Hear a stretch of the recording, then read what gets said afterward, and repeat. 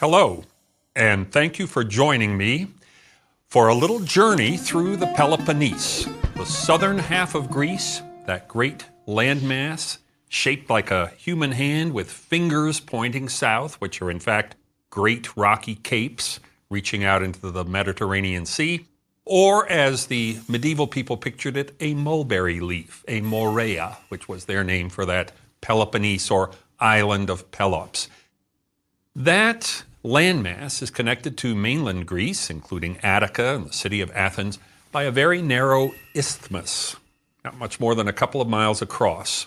And in ancient times, in fact, there were ideas on the part of Spartans and Corinthians and other Greeks who lived in the Peloponnese of fortifying that isthmus with a great wall, sort of Great Wall of the Peloponnese, to keep out Persians and other invaders who might march down from the north. Most people visit the Peloponnese starting from Athens, going down the modern four-lane toll road. But we want to make a stop as we go down. We're going to need to get off the main highway and check out one of the most amazing engineering feats to be seen in all of the Greek, Aegean, and Turkish world. I am referring to the wondrous Corinth Canal, which slices right through the isthmus and connects the Corinthian Gulf on the west, which opens out into the Ionian Sea and the western Mediterranean, with the Saronic Gulf in the east, which opens into the Aegean Sea and then onward to Turkey and the rest of Asia. The Corinth Canal was actually envisioned approximately 2,000 years ago by the Emperor Nero, who brought slaves from the Judean revolt in the first century of our era, large gangs of slaves, captives, prisoners, with the intention that they should dig through this isthmus, this little neck of land, and allow his warships to pass through unimpeded from the western seas to the eastern seas. And in fact, if you go to the Corinth Canal today, and I am insisting that you make a stop, you will see at its western end a sort of miniature Mount Rushmore monument, a little panel carved into the bedrock beside the western entrance to the canal, the only part that the Romans' slaves got very far into before they gave up the attempt. You will see a little panel that shows the Emperor Nero displayed as the hero god Hercules or Heracles to show the might and the power behind the emperor as he planned to drive this great canal through this solid neck of land. As you come down the modern road, look sharp, you will see signs describing the stop for the Corinth Canal. It's a good stopping place anyway. You want your frappe or your iced coffee. You want a little break from the hard driving that has gotten you out of the city of Athens. And believe me, it is a little hard, certainly on the driver. And you want to be able to see this fantastic canal from above. Because although the isthmus is not very far across, it rises pretty high, and there's a great cleft in the rock leading down to the bluish-green waters of that canal. When you make the stop at the little touristic station there at the canal's edge, leave your car, have your drink, and then walk out on the bridge that carries the old road across the canal, look down and marvel at the force of the vision, the skill of the engineers, the determination of the diggers in getting through this long passage of rock back in the 1880s and 1890s when the canal was built.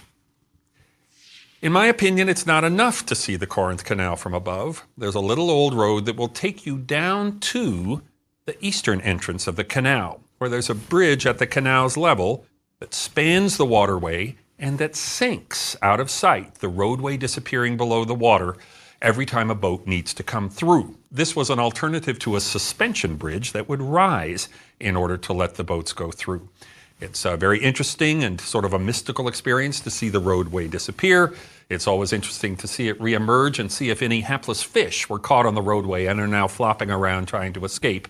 You can see all this as well as viewing the beautiful parade of boats, all of them fairly small, passing through this canal from one of the two lovely cafes that are on either side of the Corinth Canal itself.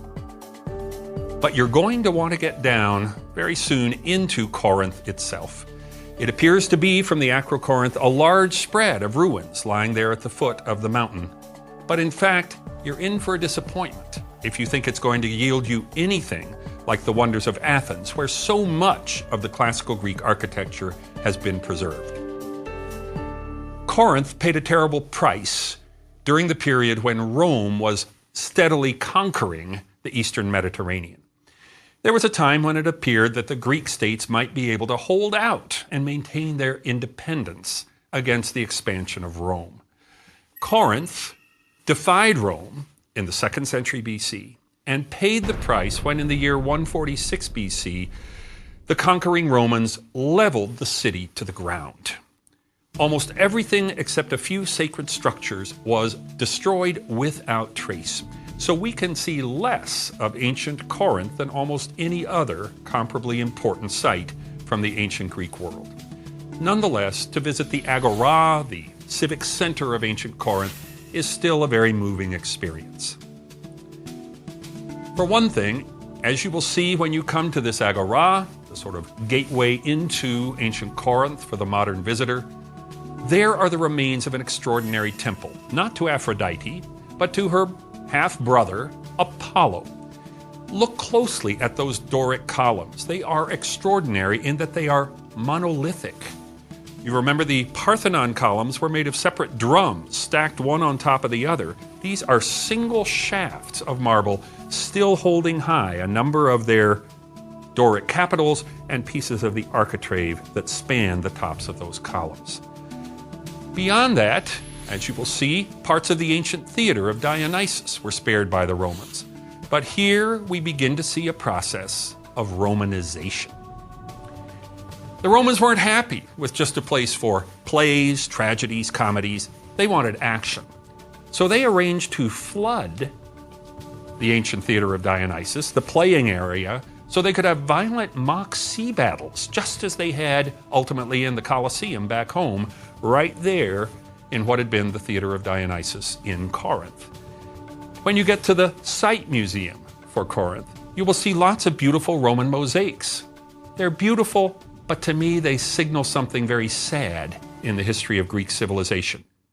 Back in the glory days of the Golden Age, for Corinth, a great mother city of colonies, a city with a very active citizenship, who joined in the government of their city-state and who made many ventures abroad, both military and colonizing. That was a time where, as in Athens, there were no rich houses. No private individual invested in his home. Their investment was in their city. The monuments that we can still see in Athens, the monuments that the Romans destroyed in Corinth, were gifts to the city from its own citizens, who could think of no better use for their wealth than to beautify the place where they lived and delight their fellow citizens. All that changed with the Roman ways. They went for what the Romans typically went for after the empire came in.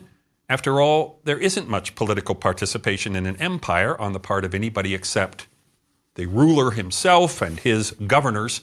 So people retreated into their own homes. Wealthy people beautified those. You'll see some of those fantastic Roman mosaics from homes of the wealthy in Corinth during the time of the Roman Empire, beautifully displayed in that little site museum by the Agora.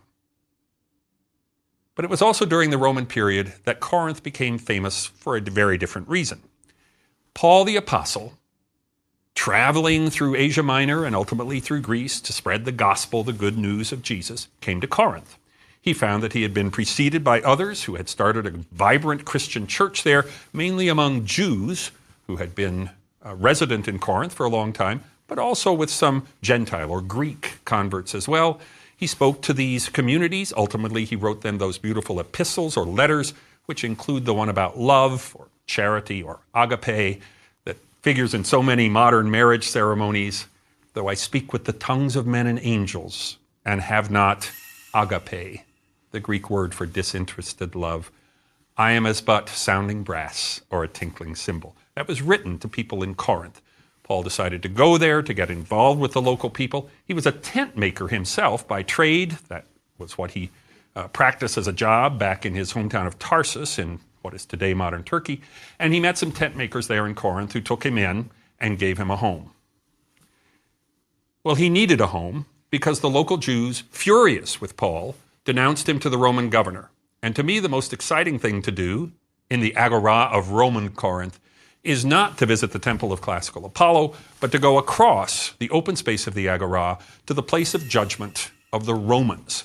And here, during Paul's lifetime, he stood on a floor that you can probably still stand on yourself, outside the little marks for the fence or barricade that separated accused people from their judges. On the other side was a very supreme judge, one of the governing officials of that province of Roman Greece, a man named Gallio, brother of the philosopher Seneca, in judgment on Paul when the local Jews accused him of sacrilege. And Gallio basically said to the Jews, this is a religious matter.